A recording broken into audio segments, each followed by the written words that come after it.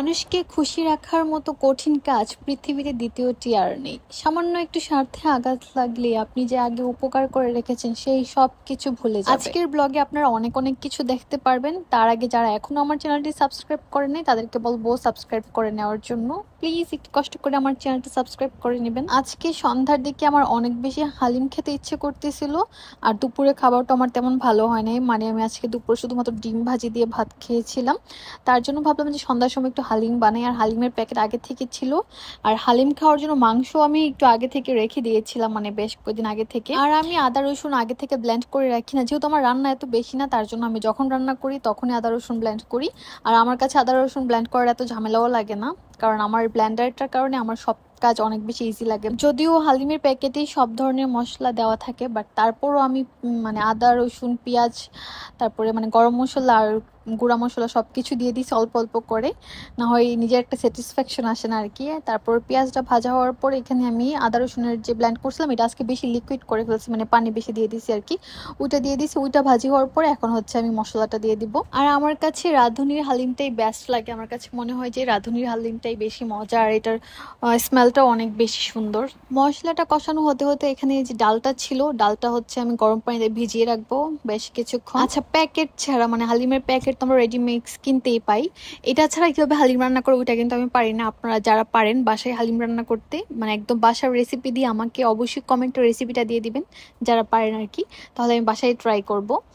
আর এখানে মশলাটা কষানো হওয়ার পর আমি এখানে মাংসটা দিয়ে দিতেছি, আর ডালটা তো আগে থেকে ভিজিয়ে রাখছিলাম, আর ডালটা কিন্তু উপর গিটলি গিটলি বেঁধে গিয়েছিল।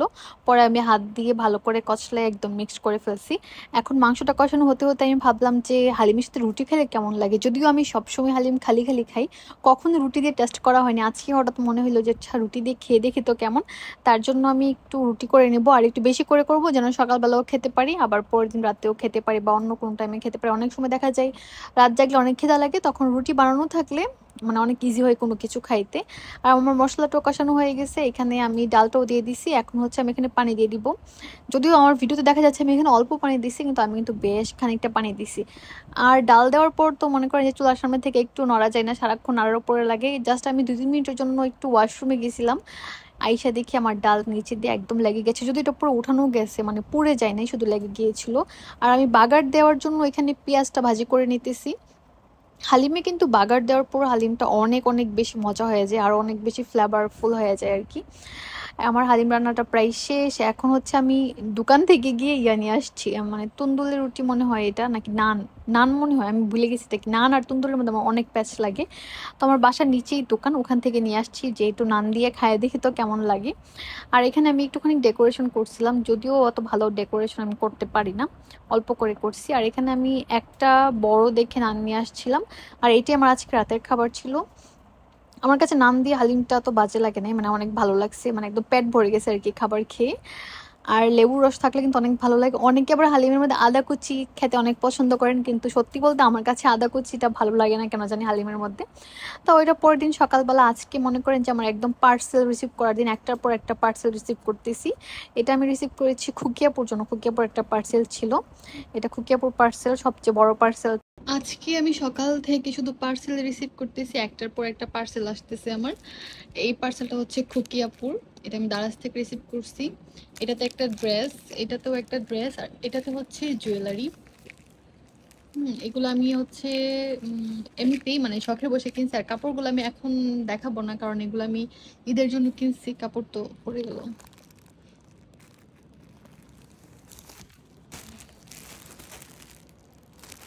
আর এটা কিন্তু আপনারা অলরেডি জানেন যে আমার স্কিনে কি পরিমাণে একনির প্রবলেম হইতেছে, আর আমার এই সব কিছুই কিন্তু হরমোনাল একনি। আর সবাইকে দেখলাম যে এটার খুব ভালো রিভিউ দিতেছে, যদিও এটা আমি আগে ইউজ করছি, তখন আমার ভালোই লাগছিল। আর মাঝখানে 1 বছর আবার ইউজ করি নাই, এখন এটা আমি আবার অর্ডার করছি। এটা আমি নিছি হচ্ছে আরোগ্য থেকে।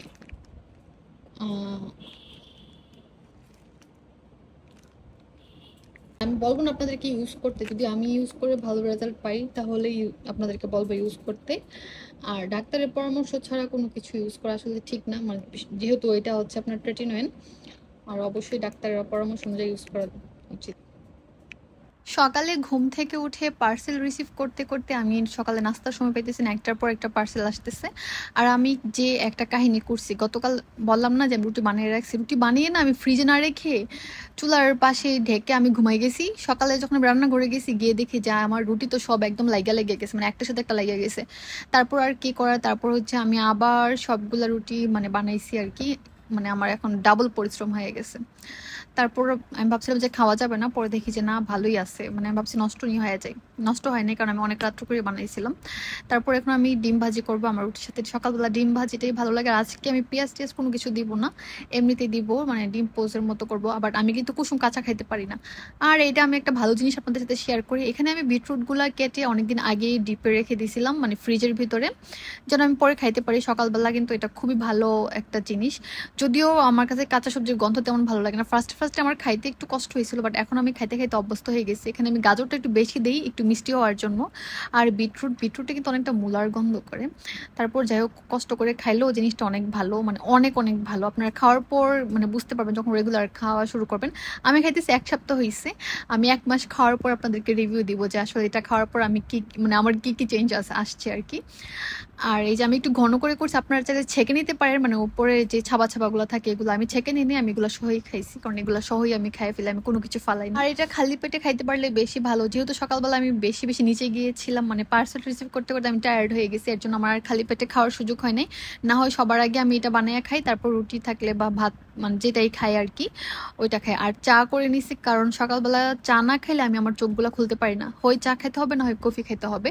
যখন যেটা বাসায় থাকে বা যখন যেটা বানানো সহজ হয়, যখন যেটা আমার খাইতে মনে চাই, চা বা কফি, আমি ওইটাই খাই। কারণ সকালবেলা চা কফি একদম মাস্ট। সন্ধ্যার সময় আবার খাইলে দেখা যায় রাতে ঘুম হয় না। আমি আগে সন্ধ্যার সময়ও খাইতাম, আগে আমার দিনে 2-3 বার চা খাওয়া হতো। এখন আমি সন্ধ্যার চাটা বা বিকালের চা খাওয়াটা কমাই দিয়েছি, কারণ আমার রাতে ঘুমের সমস্যা হয়। আর এমনিতে আমার ঘুমের সমস্যা, রাতে ঘুম আসে না, যেটা কি টেনশন করে জানি না।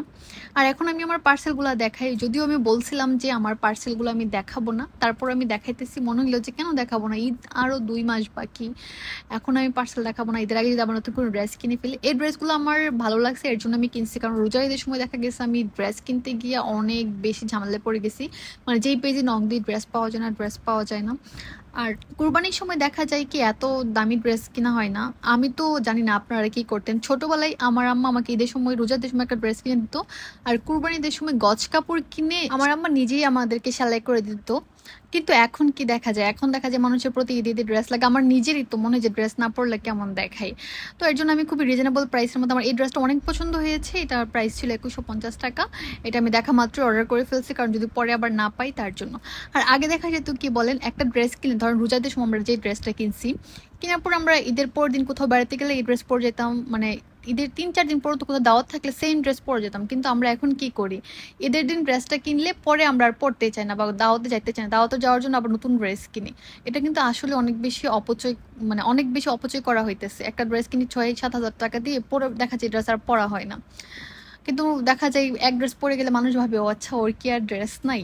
আচ্ছা, এই ড্রেসটা আমি কিনছি, এটার প্রাইস ছিল 1600 টাকা, সব ডেলিভারি 400-1700 কত টাকা জানি। এই ড্রেসটা আমি গত বছরও দেখছিলাম, মানে নভেম্বর ডিসেম্বরের দিকে অনেক ধরনের পেজে দেখছিলাম, তখন আমার কাছে ভালো লাগে না, এর জন্য কিনি নাই। কিন্তু কয়েকদিন আগে হঠাৎ করে লাইভে দেখে আমার এত ভালো লাগছে যে আমি সাথে সাথে অর্ডার দিয়ে ফেলছি। দুইটা ড্রেস কিন্তু আমি সেম পেজ থেকে নিয়েছি, পেজের নাম হচ্ছে ভিনটেজ। আর ডেলিভারি অনেক তাড়াতাড়ি পেয়ে গেছি, মানে 2-3 দিনের ভিতরে ডেলিভারি পেয়ে গেছি। যদি ওরা বলছিল 1 সপ্তাহ লাগবে, কিন্তু অনেক তাড়াতাড়ি ডেলিভারি পেয়ে গেছি। আমার কাছে দুইটা ড্রেসই অনেক ভালো লাগছে। এই ড্রেসটা তো উন্না ছিল এটা, আর লাল ড্রেস যেটা দেখালাম একটু আগে, এটা উন্নাটা আমার একদমই পছন্দ হয়নি। আর ড্রেসে কিন্তু ইনারও নাই, ইনার ইউজ করতে হবে। আর এখানে আমি একটা জুয়েলারি নিয়েছি, এই প্রথম আমি জুয়েলারি কিনছি মনে হয় অনলাইনে, সম্ভবত আমার মনে নেই, আগে কিনলে তো ব্যাগ দুবার কিনে থাকতে পারি, বেশিরভাগ ক্ষেত্রে আমি জুয়েলারি গিয়ে কিনি। আমি এটা অর্ডার দিছি, এটার প্রাইস হচ্ছে 1500 টাকা। এটা অর্ডার দিয়ে কনফার্ম করলাম, অ্যাড্রেস ফোন নাম্বার দিয়ে আমি আবার ফেসবুকে গেলাম। এমনিতে অন্য একটা পেজের মানে সেম জুয়েলারিটা দেখলাম আমার সামনে আসলো, এটার প্রাইস হচ্ছে 1280 টাকা। এখন তো আমার দেখা শরীরটা জ্বলতা ছিল যে বাবা 200 টাকা লস খাইলাম। এখন যে আমি গিয়ে অর্ডারটা মানে ক্যান্সেল করবো ওইটাও পারতেছি না। অর্ডার দেওয়ার পর অর্ডার ক্যান্সেল করলে দেখা যায় অনেক মানে পেজ ওনার অনেক মাইন্ড করে। এখন আমি কি করবো বুঝতেছিলাম না, যে সেম একদম সেম টু সেম ওইটা 1280 টাকা, আর এখানে আমি ওই অর্ডার করছি 1500 টাকা দিয়ে।